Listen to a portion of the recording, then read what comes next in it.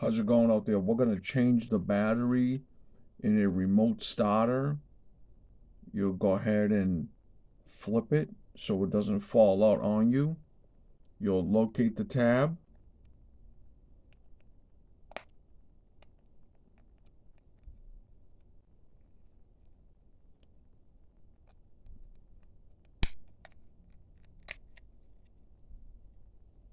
Very carefully, not to break anything. You go around.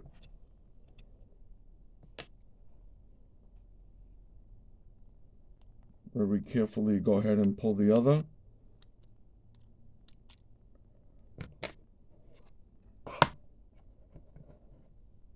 Have the new one right here.